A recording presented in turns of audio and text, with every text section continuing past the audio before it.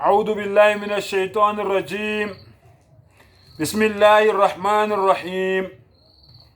وإلهكم إله واحد لا إله إلا هو الرحمن الرحيم. Ngicela Allah angivikele kusathane ongathandwa. Egameni lika Allah onomusa onesihawu. uNkulunkulu wakho munye. Akekho omunye onelungelo lokukhonzwa ngaphandle kwakhe. Uyena onomusa onesihawu. Ngifuna ukufunda izincwadi zibe ntathu eBhayibhelini ezifakazelana nale nkulumo le engiqeda ukuyisho engiyithola kwiQuran engcwele.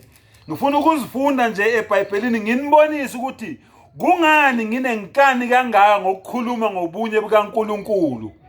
Ngifuna ukunibonisa ke lokho manje ukuthi kungani nginenkani kangaka ngokuthi ngithi uShembe akuyena uNkulunkulu, uJesu akuyena uNkulunkulu, uMaria ocebuleyo akuyena uNkulunkulu, idlozi lakho akuyena uNkulunkulu, ithongo lakho akuyena uNkulunkulu, indlovu akuyena uNkulunkulu, inkomo akuyena uNkulunkulu, ilanga aliyena uNkulunkulu, inyanga ayiyena uNkulunkulu. Ngifuna ukukutshela ukuthi kungani nginenkani kangaka. Nanka amavesi ngiyakunika. Exodus 20 verse 3. Ungabi nabanye onkulunkulu ngaphandle kwami. 4. Ungazenzeli isithombe ezibaziweyo namfanekiso wokusezulwini ngaphezulu, nokusemhlabeni phansi, nokusemanzini phansi komhlaba. Ungazikhothameli, ungazikhonzi, ngokuba mina Jehova uNkulunkulu wakho nginguNkulunkulu onomhawu. Incwadi yokuqala leyo. Incwadi yesibili uIsaya 40. Incwadi yesibili uIsaya 40.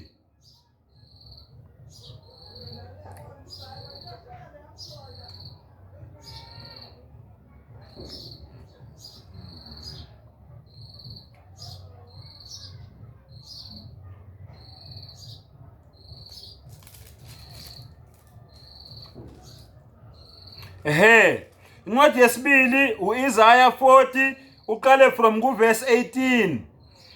Niyakumfanisa uNkulunkulu nobani? Nimlinganise namuphi umfanekiso na? Yisithombe yini esibunjiwe, yisisebenzi sanamekwa ngegolide ngumkhandi, sancibikiselwa amaketanga esiliva na? Isaiah 40 kusukela kuverse 18. Incwadi elandelayo uIsaiah 44. uIsaiah 44 from verse 6.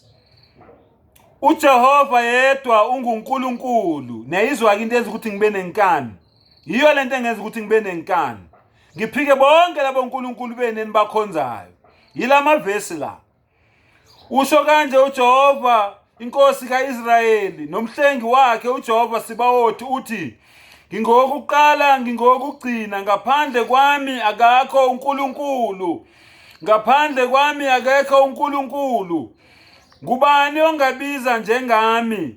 Akumemezele, akubeke phambi kwami, kusukela ekusekeleni kwami abantu basendulo na? Yebo, okuzayo nokuya kwenzeka mabakumemezele. Ningesabi, ningabi naluvalo. Angithi ngikuzwile kusukela endulo ngakumemezela na? Nina ningofakazi bami. Kukhona yini uNkulunkulu ngaphandle kwami na? Ukhona uNkulunkulu ngaphandle kwami na? Impendulo ithi cha. Ivule nawe mKristu, ivule nawe mNazaretha, uzifundele nawe. Bese uya encwadini kaMarko 12. Marko 12 verse 29. Marko 12 verse 29. Noma ungayiqala nje ku-28, Marko 12 verse 28. Kwase kusondela omunye wababhali owayebezwile bebuzana, eqonda ukuthi wayebaphendule kahle, wambuza wathi, ngumuphi umyalo wokuqala kuyo yonke na? Yawuza umbuzo, ngumuphi umyalo wokuqala kuyo yonke na? uJesu waphendula wathi, okuqala ngokuthi, yizwa Israyeli, inkosi uNkulunkulu wethu, inkosi yinye. Yizwa Israyeli, inkosi uNkulunkulu wethu, inkosi yinye. Nazo-ke izinto ezenza ukuthi ngibe nenkani, njengoba ningibona nginenkani ngendlela enginenkani ngayo ngobunye bukaNkulunkulu. Angifuni lutho unless wena uze nevesi ezothi uNkulunkulu uziqu intathu, ngiyibone njengoba ngikutshela ngobunye bakhe ukuthi nanka amavesi. Ukukhothele kwiQuran engcwele, sengikukhothele eBhayibhelini manje. Nawe-ke ngilethele kawakhe amavesi-ke azongibonisa ukuthi unalo ilungelo lokukhonza uJesu, unalo ilungelo lokukhonza uShembe, unalo ilungelo lokukhonza inyoka, unalo ilungelo lokukhonza inkomo, unalo ilungelo lokukhonza umlilo, unalo ilungelo lokukhonza ilanga. Wa akhiru dawana anilhamdulillahi rabbil alamin.